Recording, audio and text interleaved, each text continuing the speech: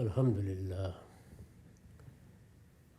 للہ رب العالمین والصلاة والسلام علی محمد الامین اعوذ باللہ من الشیطان الرجیم بسم اللہ الرحمن الرحیم۔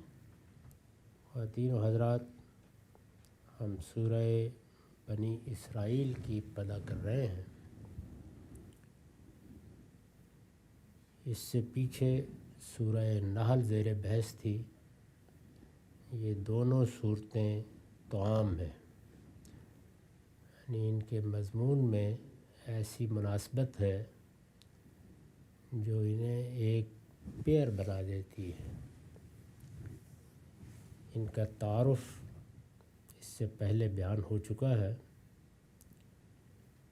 جس طرح قرآن مجید کا طریقہ ہے، یہ سورہ بھی بسم اللہ الرحمن الرحیم سے شروع ہو رہی ہے، اللہ کے نام سے جو سراسر رحمت ہے، جس کی شفقت ابدی ہے۔ ارشاد فرمایا ہے، سبحان الذی اسریٰ بعبدہ لیلا من المسجد الحرام الی المسجد الاقصی الذی بارکنا حولہ۔ ہر عیب سے پاک ہے وہ ذات جو اپنے بندے کو راتوں رات مسجد حرام سے اس دور کی مسجد تک لے گئی جس کے ماحول کو ہم نے برکت دی ہے۔ اس میں سب سے پہلے سبحان کا لفظ استعمال کیا ہے، ہر عیب سے پاک ہے۔ تسبیح، سبحان، ان الفاظ سے مسلمان بالعموم واقف ہوتے ہیں۔ یہ اللہ کی پاکی بیان کرنے کے الفاظ ہیں، یعنی ہم جب اپنے خالق کی ذات کا تصور کرتے ہیں تو یہ تصور ذات کے لحاظ سے تو ہمارے حیطۂ ادراک سے باہر ہے، یعنی ہم نہیں جانتے کہ وہ ذات کی حیثیت سے کیسی ہے۔ صفات کا تعارف ہمیں اللہ نے کرایا ہے، اس کے پیغمبروں نے کرایا ہے، تو صفات ہی کے لحاظ سے ایک تصویر ہمارے ذہن میں بنتی ہے۔ وہ تصویر جو صفات سامنے آتی ہیں ان کے لحاظ سے متشکل ہوتی رہتی ہے۔ ہمارے پاس چونکہ اللہ کی کتاب قرآن مجید بالکل محفوظ صورت میں ہے، اس لیے اللہ تعالیٰ کی جتنی صفات اس میں بیان ہوئی ہیں، اگر غور کیجئے تو ہم میں سے ہر ایک کا تصور باری انہی صفات کا مرکہ یا انہی کا مجموعہ ہے۔ اسی سے ہم ایک تصویر اپنے ذہن میں بنا لیتے ہیں۔ وہ تصویر بھی صفاتی تصویر ہے، یا اس سے ذرا آگے بڑھ کر اللہ تعالیٰ بندوں کے ساتھ معاملہ کرتے ہیں تو اس سے جو سنن وجود میں آتے ہیں ان کا ایک تصور قائم ہو جاتا ہے۔ اس میں دونوں چیزیں زیر بحث آ جائیں گی۔ ایک یہ کہ مثبت طور پر ہم اللہ تعالیٰ کو کن صفات سے متصف قرار دیتے ہیں، جیسے ہم کہتے ہیں کہ ہمارا پروردگار سراسر رحمت ہے، ہمارے پروردگار کی شفقت کائنات کا احاطہ کیے ہوئے ہے، وہ رحمان ہے، رحیم ہے، غفور ہے، ودود ہے۔ اس طرح کی بہت سی صفات ہم بیان کرتے ہیں، وہ ہمیں پیغمبروں نے بتائی ہیں اور ان سے ایک مثبت تصویر بنتی ہے۔ اسی طرح بعض چیزیں ایسی ہیں جو اللہ تعالیٰ کے شایان شان نہیں ہیں۔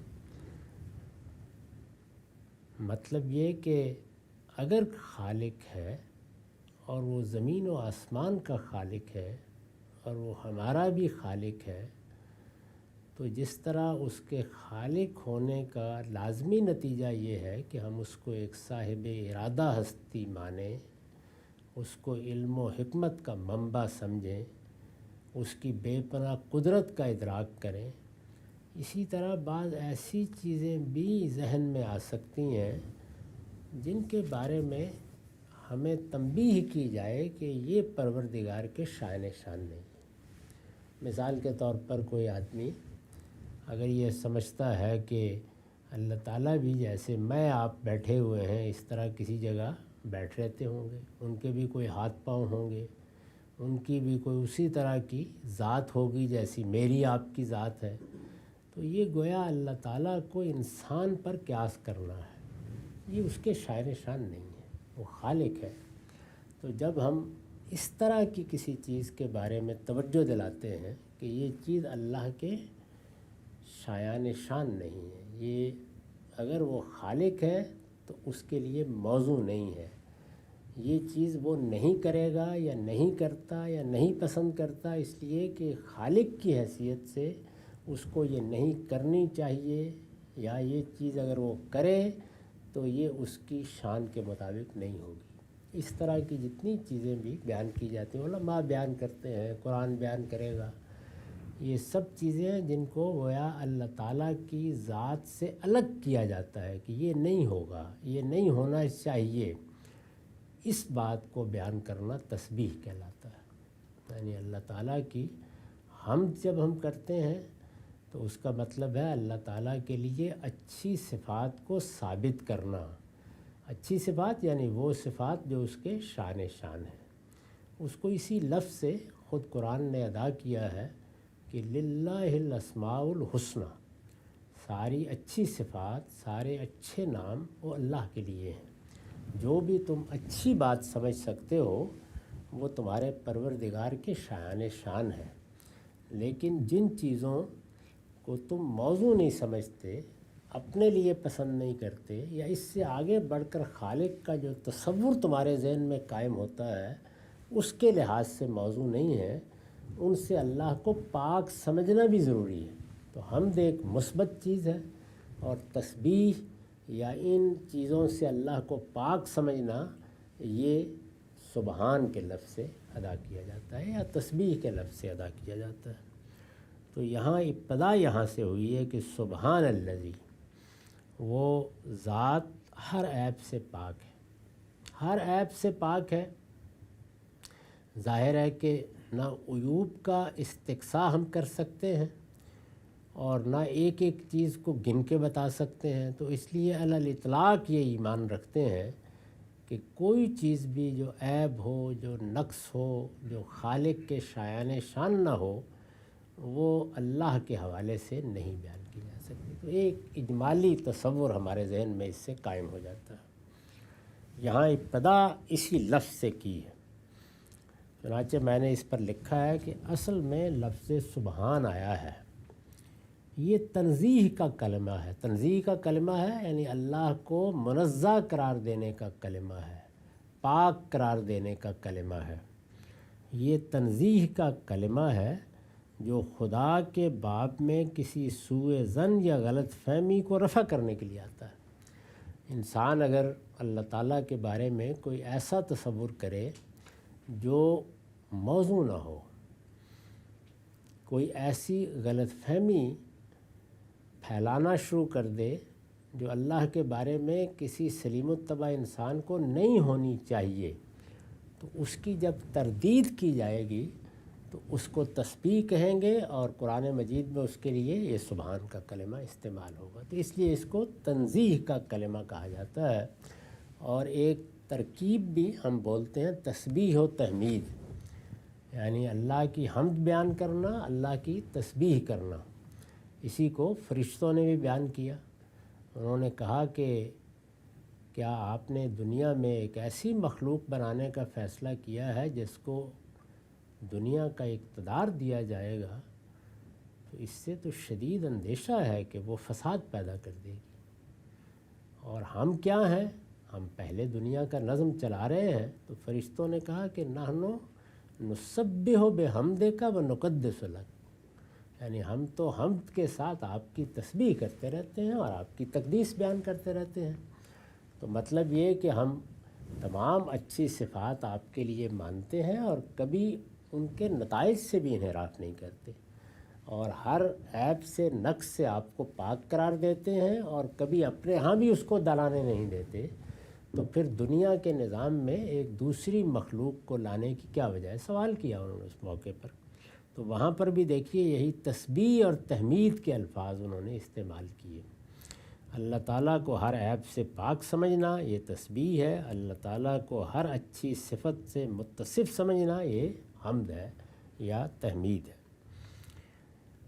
فرمایا کہ ہر عیب سے پاک ہے وہ ذات جو اپنے بندے کو راتوں رات مسجد حرام سے اس دور کی مسجد تک لے گئی۔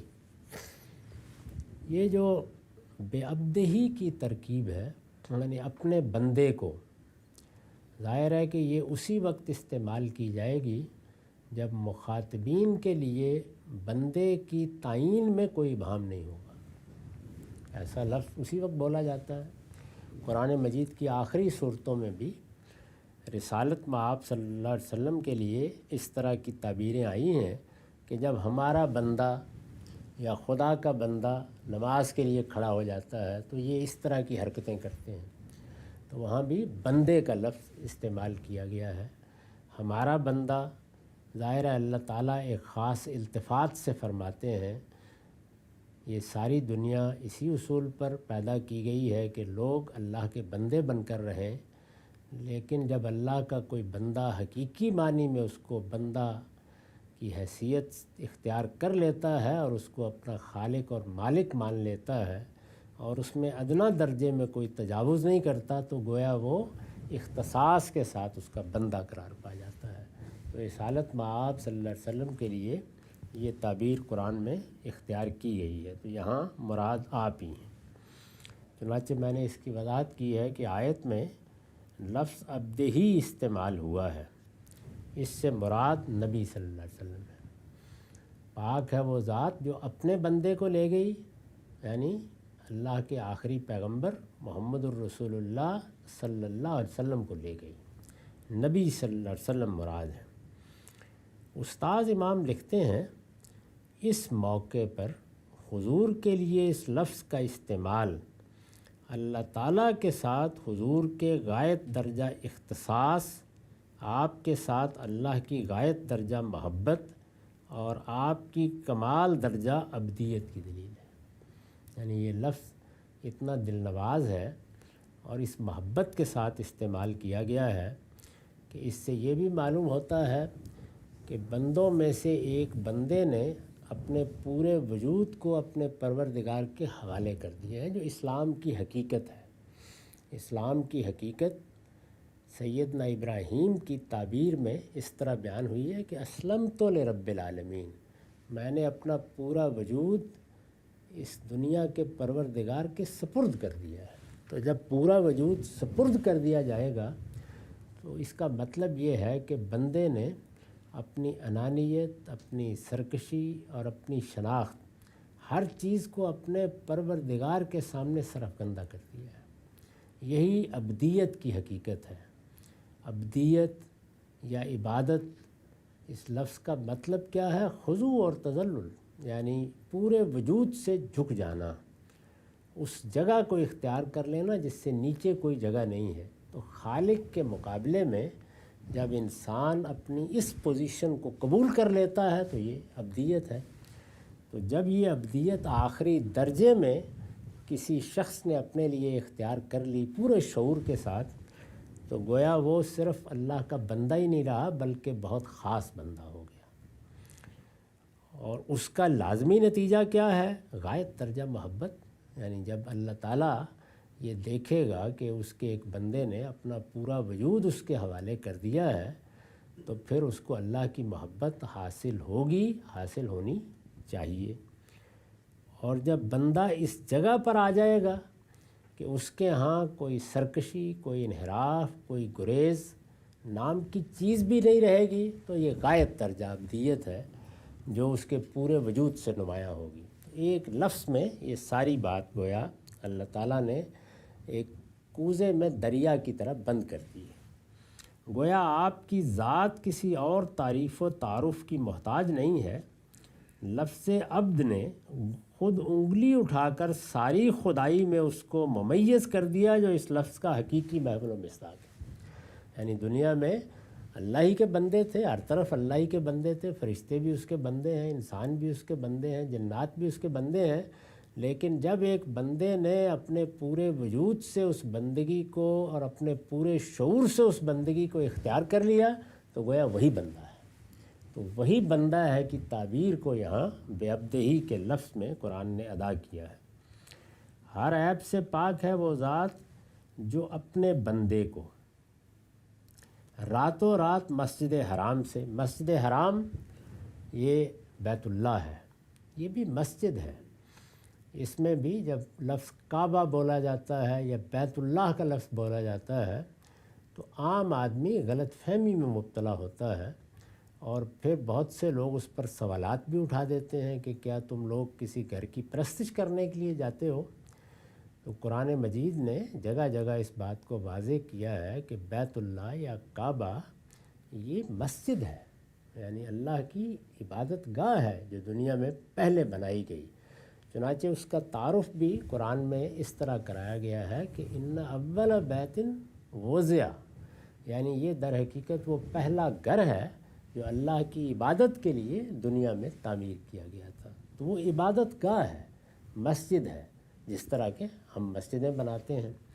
فرق صرف یہ ہے کہ اس کو اللہ تعالیٰ کے حکم سے تعمیر کیا گیا، اس کی جگہ اللہ کے حکم سے متعین کی گئی، اس کی تعمیر پہلی عبادت گاہ کی حیثیت سے ہوئی، پیغمبر اس کی تعمیر نو کرتے رہے یہاں تک کہ سیدنا ابراہیم علیہ السلام نے آخری مرتبہ اس کی دوبارہ تعمیر کی۔ تو اس وجہ سے وہ بڑی خاص مسجد ہے، اور دنیا میں دو ہی اور مسجدیں ہیں جو اس کے مقابل میں لائی جا سکتی ہیں۔ ایک جو اللہ کے پیغمبر داؤد نے بنائی، جس کا ذکر ابھی آنے والا ہے، اور پھر دوسری اور آخری جو اللہ کے آخری پیغمبر محمد الرسول اللہ نے بنائی، جس کو ہم مسجد نبوی کہتے ہیں۔ تو اس کا اختصاص مسجد کی حیثیت سے ہے۔ دنیا میں سارے اللہ کے بندے ہیں، حضور کا اختصاص بندگی کے خصوصی تعلق کی بنیاد پر ہوا تو بے عبدہی کہا گیا۔ اسی طرح ساری مسجدیں عبادت گاہ ہیں اور اللہ ہی کی عبادت کے لیے بنائی جاتی ہیں۔ جتنی بھی عبادت گاہیں ہیں قرآن مجید سے معلوم ہوتا ہے کہ ان کے نام تو لوگوں نے الگ الگ رکھے ہیں۔ یہود اپنی عبادت گاہ کو ایک نام دیتے ہیں، مسیحی ایک نام دیتے ہیں، کوئی اور قوم کوئی دوسرا نام دیتی ہے، لیکن اللہ کے ہاں وہ سب اپنی اصل کے لحاظ سے مسجدیں ہیں، یعنی اللہ کے سامنے سجدہ ریز ہونے کی جگہ۔ مسجد کا مطلب ہے سجدہ ریز ہونے کی جگہ۔ سجدہ چونکہ عبادت کا منتہائی کمال ہے تو اس لیے مسجد کو یا عبادت گاہ کو یہی نام دے دیا گیا، سجدہ کرنے کی جگہ۔ بیت اللہ سب سے پہلی مسجد ہے جو قرآن مجید کے الفاظ میں اس دنیا میں بنائی گئی، اور ہم اس کی تاریخ سے واقف ہیں کہ آخری مرتبہ سیدنا ابراہیم نے اس کی بنیادیں اٹھائیں، اور اس کے بعد سے پھر وہ گویا بنی اسماعیل کی تولیت میں دنیا میں موجود ہے، اور اب بھی دنیا بھر سے لوگ اس کی طرف رجوع کرتے ہیں، اور اسی کو پھر قبلہ قرار دیا گیا۔ یعنی ہماری نمازوں کے لیے جب یہ ضرورت محسوس ہوئی کہ کوئی ایک رخ متعین کر دیا جائے تاکہ نماز کی جماعت کے موقع پر تعین ہو جائے اور ایک نظم بھی قائم رہے، تو جس مسجد کا انتخاب کیا گیا وہ کسی مسجد کا انتخاب کیا جا سکتا تھا، وہ وہی بیت اللہ یا مسجد حرام ہے۔ مسجد حرام کا مطلب ہے حرمت والی مسجد، یعنی جس کو اللہ تعالیٰ نے غیر معمولی عزت بخشی ہے۔ یہ حرمت کا لفظ اور تقدیس کا لفظ، یہ دو لفظ ہیں جو اللہ تعالیٰ کے کسی چیز کو اپنے لیے خاص کر دینے کے لیے استعمال ہوتے ہیں۔ جب کہا جاتا ہے مقدس تو اس کا مطلب ہے کہ اللہ نے اس جگہ کو اپنے لیے خاص کر لیا ہے۔ ایک جگہ جب اللہ کے لیے خاص ہو گئی تو یہ اس کو تقدیس دینا ہے، اور ظاہر ہے کہ اس کے لازمی نتیجے کے طور پر ہر شخص کو اس کو عزت کی نگاہ سے دیکھنا چاہیے، تو اس کو حرمت سے تعبیر کیا جاتا ہے۔ یہ وہ حرمت نہیں ہے جو ہم کہتے ہیں کہ فلاں چیز حرام ہے۔ اصل میں دیکھیے تو اس میں بھی یہی مضمون کار فرما ہوتا ہے کہ اللہ تعالیٰ نے فلاں چیز کے قریب جانے سے روک دیا ہے، تو اس میں منفی پہلو سے لفظ حرمت استعمال ہو جاتا ہے۔ اصل مفہوم وہی ہے جس میں یہ لفظ المسجد الحرام میں استعمال ہوا ہے، یعنی ایک ایسی مسجد یا ایسی عبادت گاہ جس کو اللہ تعالیٰ نے پوری دنیا کی مسجدوں میں خصوصی حرمت عطا فرمائی ہے۔ اس کے لحاظ سے وہاں بہت سی چیزیں پھر ممنوع قرار دے دی گئی ہیں، یعنی اس میں کوئی درخت نہیں کاٹا جا سکتا، کسی جانور کو نہیں مارا جا سکتا، کسی کے خلاف کوئی اقدام نہیں کیا جا سکتا۔ تو حرمت کا ایک پہلو مثبت ہے اور ایک پہلو بعض حرمتیں قائم کر کے عزت دینے کا ہے۔ تو دونوں کو اگر آپ جمع کر لیں ذہن میں تو اس کا نام المسجد الحرام ہوگا۔ اس مسجد حرام کے لیے نماز کی بھی ایک خاص حیت مقرر کی گئی ہے، یعنی طواف کیا ہے، وہ نماز ہی کی ایک صورت ہے۔ ہم اپنے پورے وجود کو اللہ تعالیٰ پر نثار کرنے کے لیے، نظر پیش کرنے کے لیے جاتے ہیں، تو نظر کو گویا پھیروں کی صورت دے دی گئی ہے اور وہ بھی عبادتی کی صورت ہے۔ چنانچہ قرآن مجید میں طواف کو صلاۃ، نماز ہی کے لفظ سے تعبیر بھی کیا گیا ہے، تو وہ بھی ایک نماز ہے۔ اور اسی طرح سے رکوع، سجود، چند اعمال اور چند اذکار پر مبنی پرستش کا طریقہ جو ہم اختیار کرتے ہیں وہ بھی نماز یا صلاۃ ہی ہے۔ تو وہ صلاۃ البیت ہے، وہ نماز جو بیت اللہ کے لیے خاص ہے، وہ وہیں پڑھی جا سکتی ہے۔ تو یہ تو مسجد حرام کے بارے میں چند باتوں کی وضاحت تھی۔ فرمایا کہ راتوں رات اپنے بندے کو مسجد حرام سے لے جایا گیا، کہاں؟ دور کی مسجد تک، المسجد الاقصیٰ۔ اس میں جو لفظ الاقصیٰ استعمال ہوا ہے وہ اب نام بن گیا ہے۔ اب تو ہم کہتے ہیں مسجد اقصیٰ ہے، لیکن یہ قرآن میں نام کے طور پر استعمال نہیں ہوا، بلکہ اپنے لغوی مفہوم میں استعمال ہوا ہے۔ اس کا کوئی نام نہیں تھا مسجد اقصیٰ، دور کی مسجد۔ یعنی اگر مسجد حرام میں آپ کھڑے ہیں تو وہ مسجد جو کسی پیغمبر نے اس مسجد کے علاوہ زمین پر بنائی ہے، وہ وہاں سے ایک دور کی مسجد تھی۔ تو اس لیے دور کی مسجد، جیسے ہم دور کا لفظ اردو میں استعمال کرتے ہیں، عربی زبان میں اقصیٰ کہیں گے، تو اس کے لیے یہ لفظ استعمال ہوا ہے، یہ اس کا کوئی نام نہیں ہے۔ اس وقت بھی جو جگہ ہے وہی ہے، یعنی اس میں ایک چٹان تھی جو غالباً قربان گاہ کی چٹان ہے، وہ باقی تھی، اور کئی ایکڑ پر مشتمل ایک رقبہ ہے جو باقی ہے۔ آخری مرتبہ جس طرح کی تباہی رومیوں کے ہاں ہوئی اور جس طرح ہیکل کو برباد کر دیا گیا، اس کے بعد پھر اس کی تعمیر نہیں ہو سکی۔ تو رسول اللہ صلی اللہ علیہ وسلم کے زمانے میں بھی اسی طرح ایک میدان سا پڑا ہوا تھا، اس سے زیادہ کوئی چیز نہیں تھی، کوئی مسجد، کوئی عمارت بنائی گئی ہو، ایسا نہیں ہوا۔ 70 عیسوی کے بعد سے ایسے ہی ہے۔ 70 عیسوی میں رومیوں نے حملہ کر کے اس پورے علاقے کو تباہ و برباد کر دیا، یہود کو وہاں سے جلاوطن ہونا پڑا، ان کو بہت سے ایسے ستمرانیوں کا شکار کیا گیا جو دنیا کی تاریخ کا ایک بڑا المناک باب ہے۔ یہ سب ہوا، اور وہ گھر بھی یا وہ مسجد بھی اس کی اینٹ سے اینٹ بجا دی گئی۔ اس کے بعد سے وہ ایک رقبہ ہے جو پڑا ہوا ہے، یعنی ایک احاطہ کہہ لیں، اس میں کچھ آثار ہیں، کچھ اس طرح کی چیزیں ہیں۔ یہ جو عمارت ہے یہ بھی بہت بعد میں بنو امیہ کے زمانے میں بنی ہے، جس کو اب آپ دیکھتے ہیں۔ یہ اس وقت وہ عمارت نہیں تھی، یہ عبد الملک نے بنوائی تھی یہ عمارت، جو اس وقت ایک گنبد، سنہری گنبد کی صورت میں تصویروں میں نظر آتی ہے۔ اور اس احاطے کے بالکل کونے میں وہ مسجد ہے جو سیدنا عمر نے جہاں نماز پڑھی تھی، وہاں پہ مسلمانوں نے بعد میں بنا دی، اس کو مسجد عمری کہا جاتا ہے۔ تو وہاں کوئی مسجد نہیں ہے اس طرح بنی ہوئی یا تعمیر ہوئی جو رسالت مآب صلی اللہ علیہ وسلم کے زمانے میں بھی ایسی تھی، بلکہ مسجد کا احاطہ تھا، اسی کو کہا ہے۔ اس لیے کہ جب کسی جگہ کو مسجد بنانے کے لیے خاص کر دیا جائے تو اس میں عمارت کی کوئی حیثیت نہیں ہوتی۔ عمارت بنا لیں، عمارت ڈھا دیں، ہم نے ایک جگہ کو خاص کر لیا، یہاں ہم اللہ کی عبادت کیا کریں گے، بس یہ مسجد ہے۔ تو بیت اللہ کے ساتھ بھی یہ ہوا ہے کہ اس کی چار دیواری جیسے اب آپ کو نظر آتی ہے، ایک زمانے میں نہیں تھی۔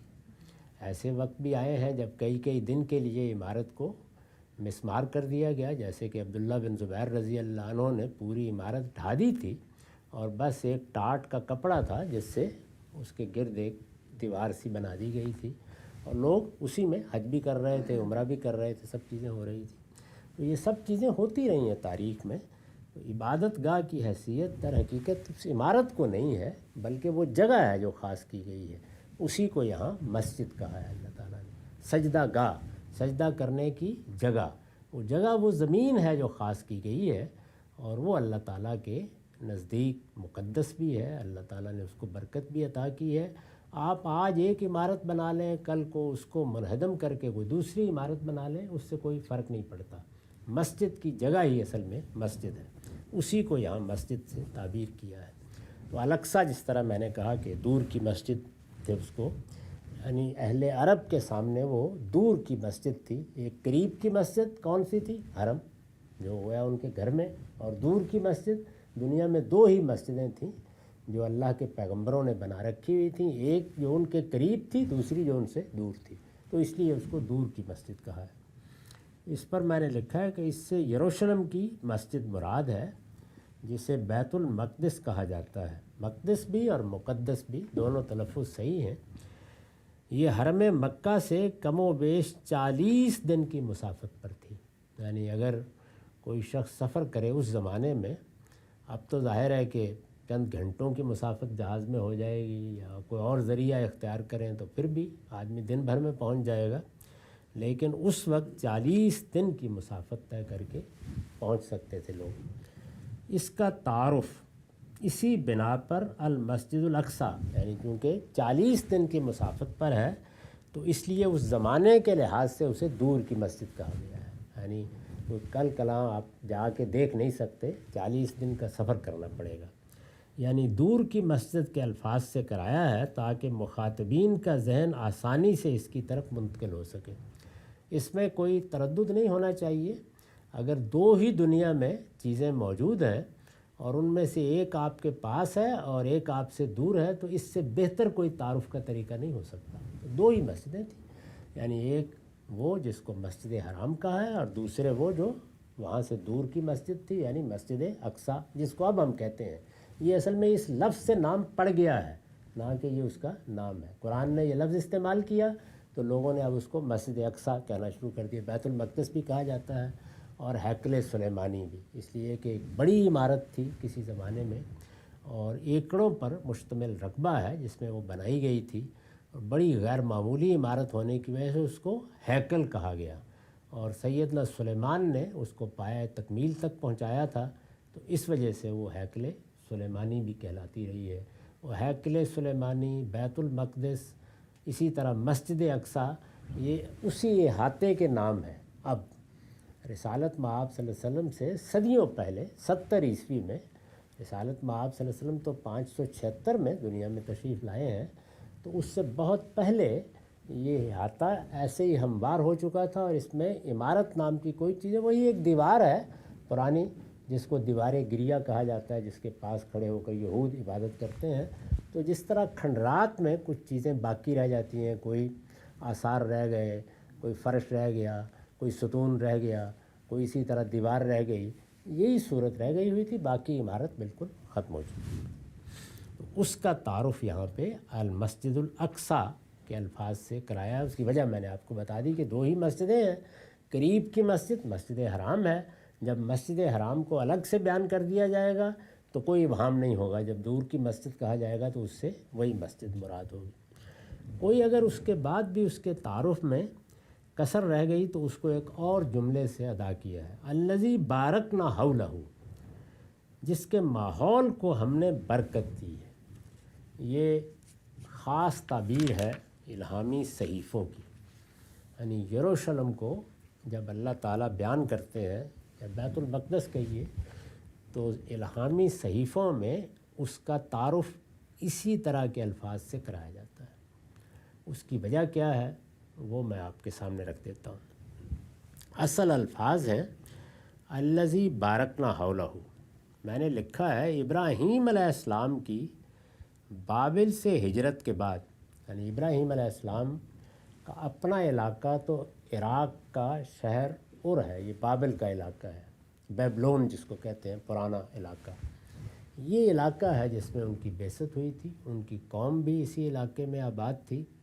وہاں ان کی قوم نے جب ان کو ماننے سے انکار کر دیا تو رسولوں کے بارے میں اللہ کے قانون کے مطابق اس قوم پر عذاب آ گیا، اور پھر ابراہیم علیہ السلام سے کہا گیا کہ وہ اپنے ایک دو ساتھی اگر ہیں تو ان کو لے کے یہاں سے نکل جائیں، جیسے کہ پیغمبروں کو کہا جاتا ہے کہ وہ عذاب سے پہلے ہجرت کر جائیں۔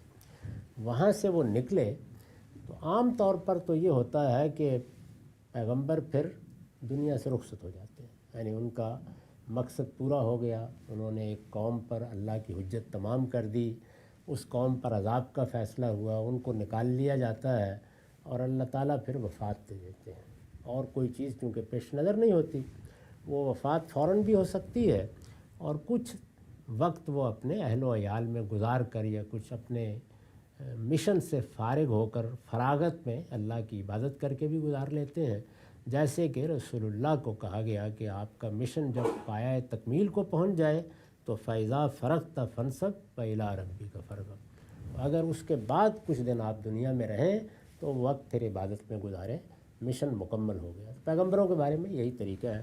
تو یہ بھی جب وہاں سے نکلے تو اس کے بعد یہ ہو سکتا تھا کہ وفات ہو جاتی اور اللہ تعالیٰ کچھ وقت بعد اٹھا لیتے، لیکن ان کو حضرت ابراہیم کو ایک دوسرا مشن سپرد کیا گیا۔ وہ مشن ہے جس کے حوالے سے پھر ایک نئی تاریخ پیدا ہوئی ہے، اس کا ہم اگلی نشست میں مطالعہ کریں گے۔ اقول و قولی ھذا واستغفر اللہ لی ولکم ولسائر